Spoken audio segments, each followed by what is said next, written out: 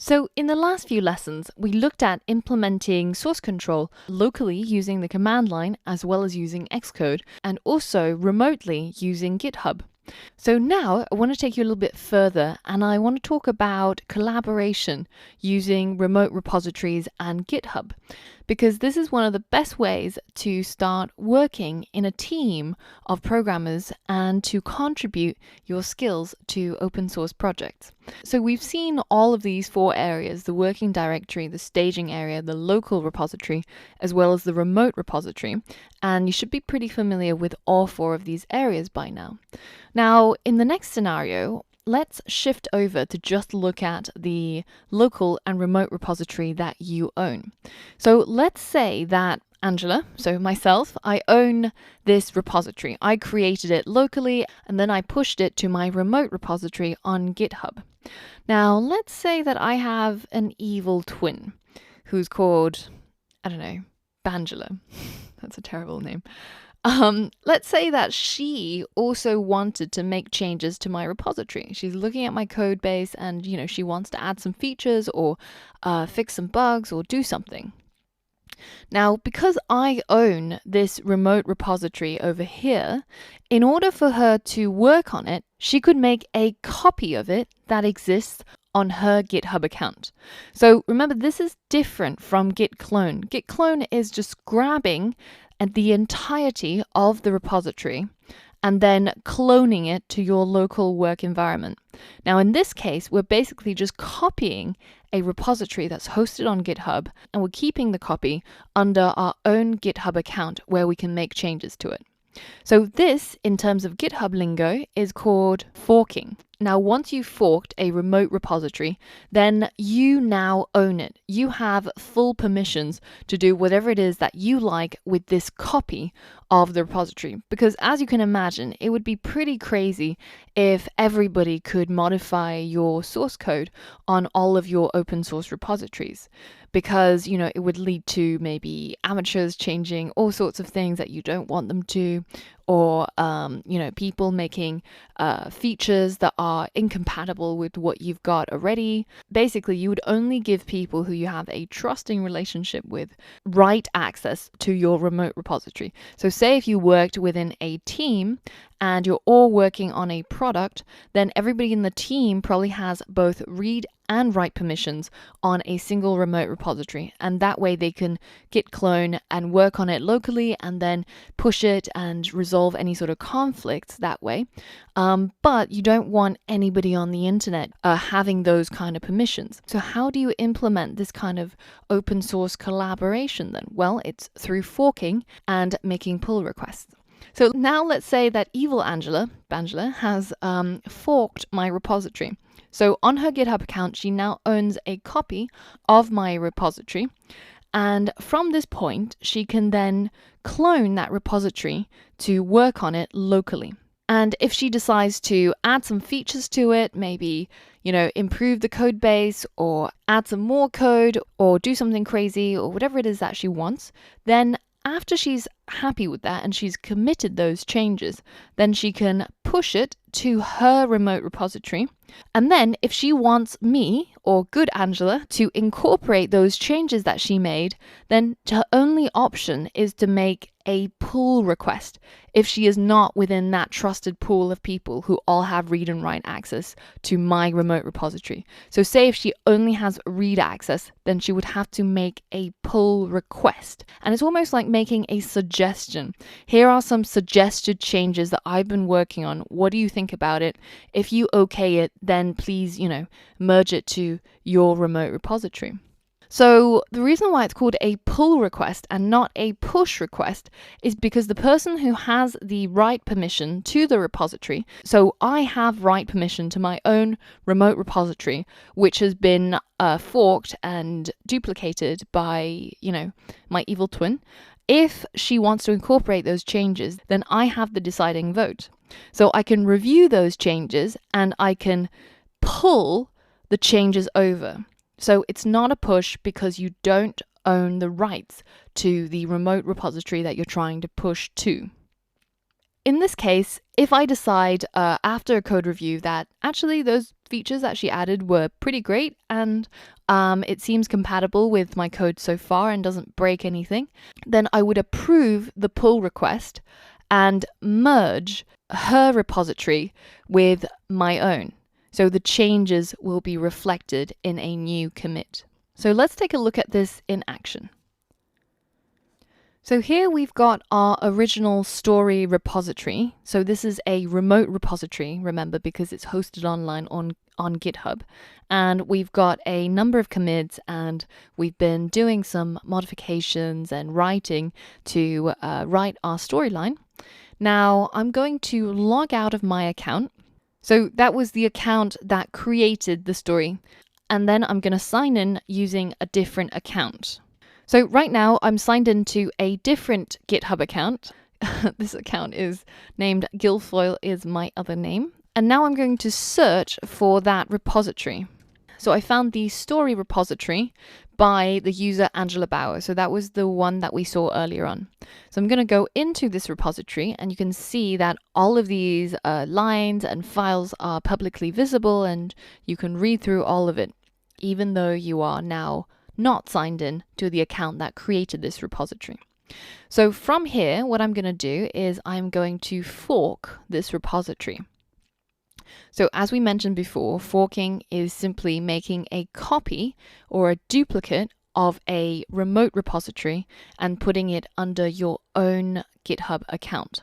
So you can see this user that I've created is called Guilfoyle is my other name. And now I have this repository under my own username. So I've made a copy of it. And you can see it's exactly the same as before.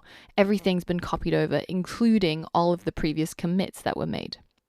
So now from here, I'm going to make some changes. So let's maybe change one of these storylines. So let's change chapter 4. So let's say that this other user, this other person, it has some suggested improvements to my code, or in this case, to my writing. They're still keeping the spirit of the original repository alive because we are now converting into a space theme or an alien theme. So I've made my changes to chapter 4, and I'm going to commit those changes saying add more space theme to chapter 4. So that's what I did, and I'm going to commit to the master branch. So this is the master branch of my own forked copy of the story repository. So once I commit those changes, then we can view what it currently looks like under the graphs. So if we have a look at the network, you can see that this is the point where I forked the story repository. And that commit was created by Angela Yu, which basically merged this branch to the master branch. So we did that 2 lessons back, if you remember. So the latest commit, though, is made by this current user, Guilfoyle is my other name, and you can see that I've added it to the master branch of my forked copy of that repository. So say if I now open up a incognito window and I log back in to the Angela account and go over to that story repository, you can see that if I have a look inside my graphs, go into network, that latest change, it's not reflected on my master branch. It's showing up as a separate branch made by Guilfoyle is my other name. And you can see the members who have forked your repository. So this is a great way of collaborating because you can have contributors make edits or add new features to your pre-existing code base or repository. And now what I can do, if I head back to the Guilfoyle account, so I'm just going to flip through these two so that you can see. Right now I'm inside the Guilfoyle account, and this is the Angela Bauer account. So now under the Guilfoyle account, what I can do is I can make a pull request. So we can do that here, and you can see that it's able to merge and these are the changes. So swapping that word for that word, swapping that word for that phrase. So now all I have to do is hit create pull request and tell the original author, which is Angela Bower, what I've done, why I think my modifications or my features are worthy to be merged with the original repository, and any other notes, right? Any other comments that I have. Let's just say, always helps be complimentary. So now let's go ahead and create a pull request. So the pull request is done, but if we have a look back into the story repository, you can see that those changes are not made, right? It's because I don't own this repository. I don't have write access. I only have read access as a member of the general public and not a member of the trusted inner circle. So I can only suggest my changes. Now, if we head over back to the Angela Bower account, who owns this repository, now, if I have a look under pull requests, I've got a brand new pull request, right? So it previously was 0, but now I have 1, and it's showing as 1 open pull request. And this is added a minute ago by Guilfoyle. And if I look at it, I can see why he thinks that this modification is necessary and what were his commit message. And I can also take a look at the commits that he made and compare the differences. So review those changes.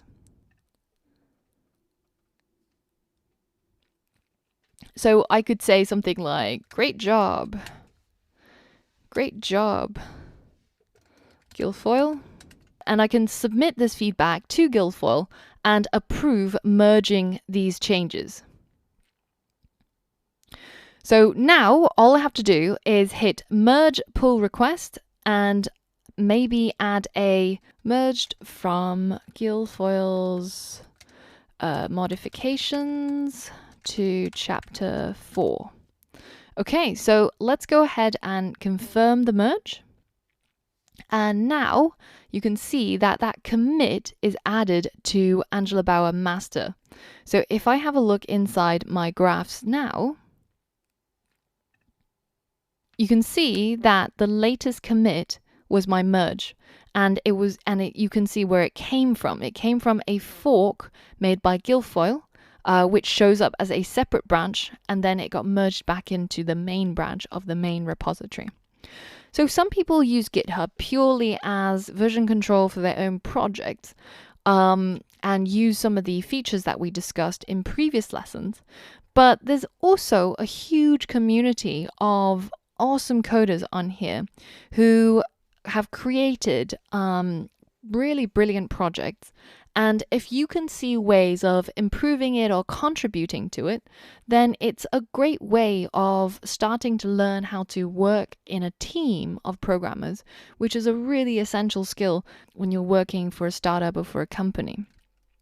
So for example, if we have a look at the AlamoFire repository, which is something that we've been using for quite a while, if you have a look at the contributions, you can see that there have been loads and loads of other users who have looked at the code and done things, or made suggestions, and to steadily improve this framework that, everybody else is benefiting off, right?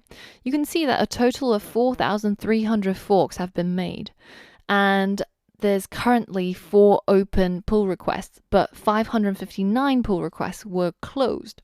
So let's have a look. So for example, in this case, this guy updated the README to the current version. So that's obviously just editing a text file, and that's pretty much within anybody's capabilities, right? And then it got merged by somebody who owned this repository, and they gave him a bit of feedback, right? But there's other things like, code additions or code deletions or modifications that people have made. So this guy made some fixes, and he's He's documented what were the goals, what were the implementation details, what were the tests that he performed. And then the guy who owned the repository said, hey, just, maybe one thing that you need to change, have a look in here. And then once it was changed, then it was approved and merged with the master branch. So have a look around on GitHub and see what are some of the cool projects that you could maybe get involved in. So to begin with, some of these things that we've been using, for example, Progress HUD, right? We've been using inside Quizlet.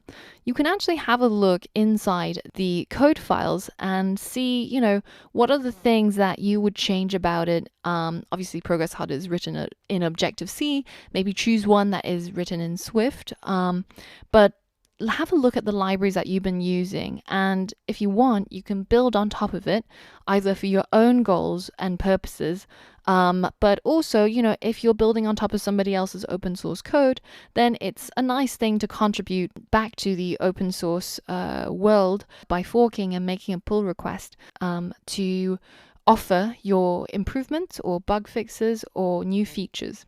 So as I said, it's almost like a social network for programmers, and you can make a lot of great friends on here, and you can also get a lot of help on here in your development journey. So the last thing that I wanted to say was that in this module, I've mentioned a lot of different GitHub or Git commands, and it can be quite difficult to remember all of it just by watching these videos once. So remember, you always have these videos, so you can always come back and listen to my terrible jokes, but also the information again, so you can always rewatch it and refresh yourself. But I've actually made a PDF cheat sheet of some of the most common Git and GitHub commands that you'll be using. And I've laid it all out in terms of arrows that we've explained before so that you'll know what I'm talking about. And you can download this PDF inside this lesson. So I hope you enjoyed all of that, and I will see you on the next lesson.